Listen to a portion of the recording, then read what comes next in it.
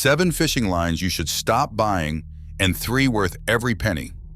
One of these is still braided in the same Colorado plant, on the same machines, by the same people it always was. But since 2019, the money goes to a Norwegian buyout fund. Here is what I found. Let us start the countdown. Number 7. TUF-Line. And this is the one a lot of you asked about. TUF-Line is the fishing line arm of Western Filament, a company founded in 1938 in Glendale, California. And Western Filament is not really a tackle company at all. They braid high-tech textiles for aerospace, for NASA, and for the medical industry. Fishing line is one thing they happen to be extremely good at. So here is what happened. On the 30th of May 2019, the Norwegian hookmaker O Mustad & Son bought the TUF-Line brand name, the marketing rights, and the distribution. And Mustad itself sits inside a holding company called the Ard Group. 2 years before that, in May 2017, a Norwegian investment firm called Verdane took a majority stake in that holding. So the line is 2 corporate layers deep. Same as the rod brand I had to correct on camera last month. Here is what makes this different from every other brand in this video. As of this recording, Western Filament still braids the line. Same plant in Grand Junction, Colorado. Same machines, same people. Nothing about the product changed.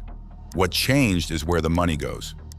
And once you see that split between who makes it and who banks it, you cannot unsee it on the rest of this wall. Number 6. Sufix. The 832 is one of the most popular braids in the world, and it is a genuinely good line. But Sufix is not an independent little brand. It is owned by Rapala VMC, the Finnish giant that also makes Rapala lures and VMC hooks. That is conglomerate number 1 for today. Brand 1 is really a lure and hook empire wearing a line label. Remember that, because there are 2 more coming. And this braid, the same 2 fibers as all the others. The next one, at least, tells you what is inside. Number 5. PowerPro. Probably the best-known braid in the store. And PowerPro does something the rest do not. They actually print which fiber is inside. Honeywell Spectra. Honest of them. But it gives away the whole trick of the category. Because PowerPro has been owned by Shimano since 2008. Conglomerate number 2. PowerPro is proud to print Honeywell Spectra on the box. Most of the others use that exact fiber, or its twin. They just do not say so on the front. And that word, Spectra, remember it because it is what this entire wall runs on. Quick pause because this is the single most important thing in the video. Almost every braided line in the world comes from one of 2 fibers. Spectra, made by Honeywell, or Dyneema, developed in the Netherlands by DSM and now owned by Avient. In the industry, they call them sister lines, chemically nearly identical.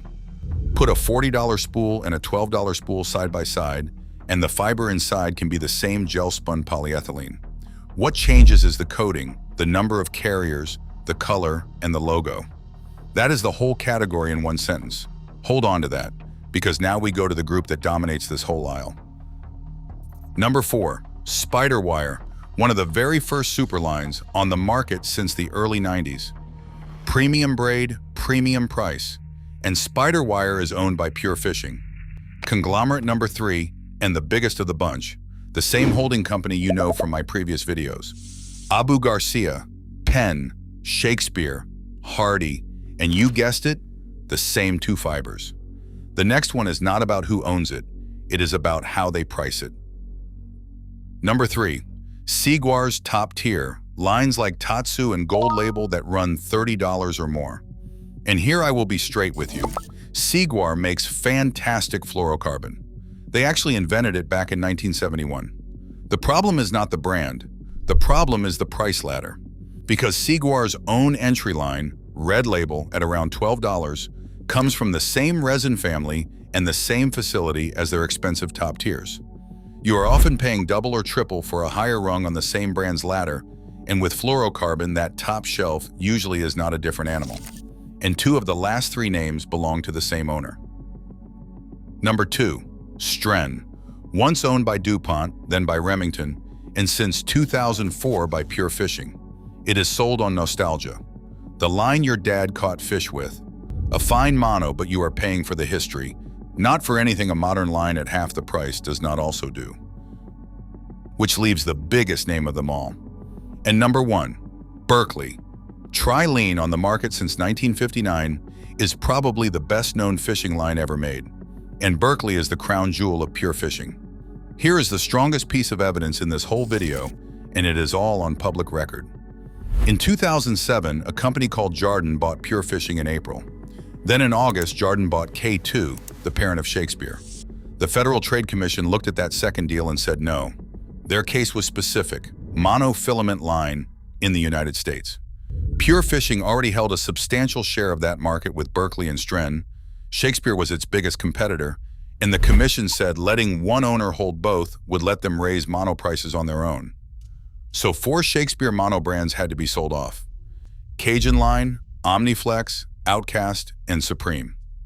A federal regulator looked at one company holding that much of the mono market and said, that is too much line in one hand. Berkley does not make bad line. The point is this: 3 companies, Pure Fishing, Shimano, and Rapala, together decide what you pay for line. And 2 fibers are in nearly all the braid they sell. So why does that matter for your wallet? When 3 companies control the shelf, they are not competing on price. They are competing for shelf space. The line gets a new color, a new name, a new premium tier, and the price drifts up. Consolidation does not lower what you pay. It quietly raises the floor. Before I give you the 3, here is the 30-second skill that makes you immune to all of this. Flip the spool over and ignore the front entirely. You only need 3 things. 1. Diameter in millimeters. That is the honest number, because thin is what braid is for. 2. Carrier count. 4 strand is rougher and louder, 8 strand is smoother. You can feel that one. 3. The fiber. Spectra, Dyneema, or gel-spun polyethylene all come from the same 2 factories as the expensive stuff. Everything else on that package is decoration. Now the 3 I would actually spend my money on. And the first one is the other brand you kept sending me. 1. P-Line. And this is the answer to the comments. P-Line belongs to G. Pucci & Sons, a California company that John Pucci started in 1979. P-Line itself launched in 1982, and it was the first company to bring copolymer fishing line to the American market. They also own Beckman and Pucci. Here is the detail that settles it. As of this recording, every P-Line trademark is still registered to G. Pucci & Sons itself, not to a holding company, not to a fund, to the family firm that filed them. In a category where nearly everything on the wall reports to somebody else, that is genuinely unusual. 2. Piscifun. Direct to the consumer. Their onyx braid gets praised over and over as incredible value for the money. The same fiber class, a fraction of the price. If you have never tried a direct-to-consumer braid, this is the low-risk place to start. Number 3. Reaction tackle. And a few of you told me about this one too, so here is what I found. Chad and Heather Hodak started it in 2016 out of a basement in a garage in Wisconsin. Chad was a tournament angler who got tired of what premium line cost. They are honest about how it is made, which I appreciate. Raw fiber is sourced globally to keep the price down, but as of this recording, the company states its premium superlines are braided and coated in the United States. They even sell a line branded exactly that way. Compare that to the brands at the top of this video, where nothing on the spool tells you anything.